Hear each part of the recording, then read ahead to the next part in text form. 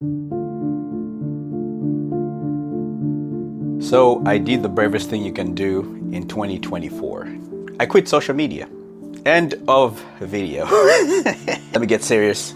All right, so I quit social media for 30 days, and this is pretty much what I learned about myself and about the whole weird process of trying to purge social media out of your brain. So basically, I deleted all the social media apps off my phone. Facebook, TikTok, Snapchat, Instagram. Instagram being, I think, the social media platform I spent more time on because, well, I do photography and all kinds of creative stuff, so I like to post my stuff on there. I also like to post some of my booked work on my Instagram platforms. So the first thing I learned is that social media is a full-time job.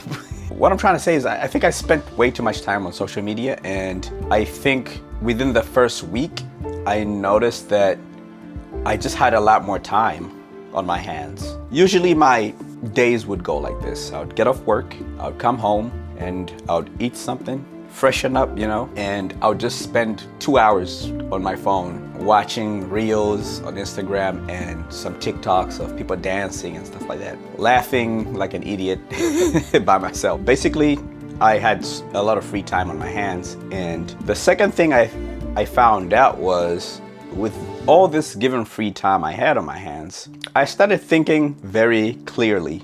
Social media has this thing where, you're being blasted with so much information at once. It's hard for you to have a clear, coherent thought or to have clarity. Like mental clarity started setting in the first couple days I got off of it. So I started thinking a lot more clearly, and as somebody who's as someone who's creative, I like to be creative. I like to make videos like this very video you're watching. I think I just started having more ideas and more clarity. When you have free time, you start thinking of ways to be productive. You start thinking of like, hey, maybe I should finish that assignment that I need to finish. Or you start thinking about, hey, maybe let me go for a walk, or let me work out, let me do something. So definitely mental clarity was one of the benefits I quickly noticed. Another thing I noticed, I guess this is the third thing I noticed, but I'm not gonna number this because, I'm just spitballing. This is not scripted. But anyways, another thing I noticed is my sleep improved. My sleep got better. I started sleeping earlier because I wasn't constantly, glued to my phone. So naturally, when you're tired, you get sleepy. You don't have blue light freaking blasting into your eyes and firing freaking nerves in your brain or whatever to keep you awake, So I noticed that my sleep improved. I think most people today have sleep issues, and the number one culprit, I am very confident. I'm ready to put money on this. $10,000 on it. Okay, not 10,000, $100. I'm not rich. I'm willing to bet $100 on it that 99.9 people right now, the number one reason why they struggle with sleep is because of using their phone, especially at night. That's one thing I noticed that improved. Another thing I noticed, and I think this is probably the biggest one, is how much social media has influence on our mood, on our emotions, So I was one of the many people, like I said, I'm not the only person who's probably done this or who does this, but the first thing I did was wake up in the morning and I'd be on my phone. I'd be like, let me see what people are doing. Let me look at the stories. Let me see what people did last night. And I think social media kind of is like gasoline for the statement of comparison steals joy. If there's any vehicle that's designed to steal your joy, it's social media. Because as much as you don't consciously compare yourself to other people and what other people are doing, it's just part of human nature. We constantly compare each other. What I'm saying? Like, I go to the gym sometimes. I see a guy, a gym bro. I might compare myself to him. I'll be like, okay, he's got some strong arms, but them chicken legs ain't helping you, bruh. Don't skip leg day, bruh. So we constantly compare ourselves to other people. I used to wake up and I'm ready to go, but then when I'm on social media, I slowly start having this feeling of I'm looking at what other people are doing, and maybe it's just somebody on vacation. I'm thinking to myself, damn, I wish I could go on vacation right now. But I'm over here in the house bumming out. So I noticed that because I didn't have that anymore, I wasn't doing that anymore, my thoughts were more positive. So definitely I had more positive thoughts. They started off positive. I wasn't really influenced by what other people were doing. I was just like, I would wake up, oh, let me have breakfast, let me go to the gym. I was, you know, it was kind of like, it was just me, you know. I just had me to consider, you know. The last thing I found out, I was an addict. I was addicted to social media.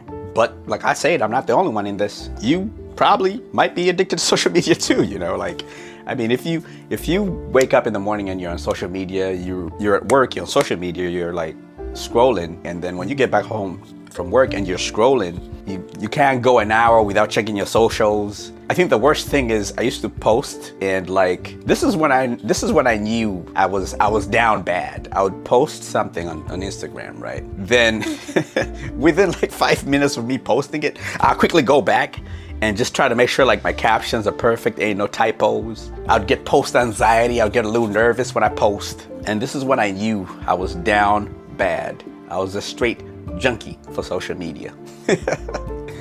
I mean, it's funny to think about it now, but I think when you really think about it, it's kind of sad that that's kind of like how social media has kind of turned most of us into. But I'll say this, to shoot myself some bail, that's what social media is all about, baby. Social media is designed to keep you hooked. It's designed to keep you on the platform for as long as possible. Maybe I'll make another video with a more of a deep dive on social media and the adverse effects. Is that the right word? Adverse? And how, you know, there's a little bit of gamification and other things they do to keep you on the platform. Is the longer you stay on the platform, the longer they make money. Hell yeah, it's designed to be addictive. Have you ever noticed that? You could watch one movie and then when the movie is done, you're kind of like, and you sleep like a baby, right? But social media, nah, you're not sleeping like a baby. Your freaking brain cells are constantly freaking doing jumping jacks for you to consume the next 10-second clip, you know what I mean? And there's always one that rolls in right after the other one. And then boom, a quick ad, and then boom, you're back into it. Controversial content. All these things are just designed to kind of like turn your brain into mush and kill your clarity, you know?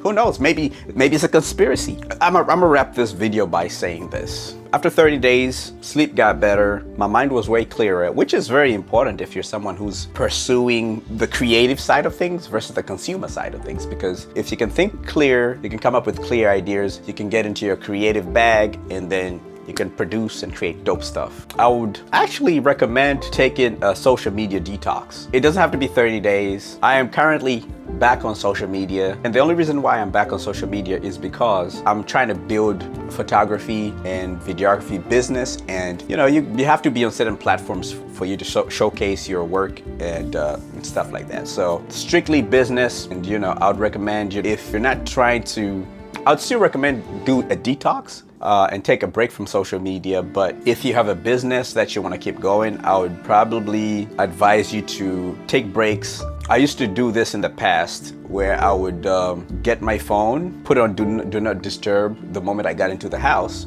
and I'll probably leave it in another room. So, you know, that's if you don't want to completely just kind of like delete all the apps off your phone like I did. But I would still recommend definitely taking a break from social media. Also, just using social media with a purpose. You know, you go on social media, if you're just there to have fun and check in on your friends, check in on your friends, say hi, respond to some DMs, and then get out. Set a timer, 10 minutes, you know what I mean? Boom, get out of there. Don't let social media turn your brain into mush. Creativity or kill your joy. Whatever it is. Watch a movie. There are other long forms of content that I feel like are way better than just short content. There's just something about short content that kind of just like, I feel like it literally kills your brain cells. Yeah, that's pretty much it. That's pretty much my experience of quitting social media for 30 days. I'm back on it right now, but I'm definitely going to spend less time on social media, you know. No, thanks for watching. I want you to be great. Happy New Year's 2024. You know, be different. Try different things. You don't need social media. I'm telling you, you know, be blessed. You guys have a good day, good time, whatever you're doing. Keep doing what you're doing. Stay blessed.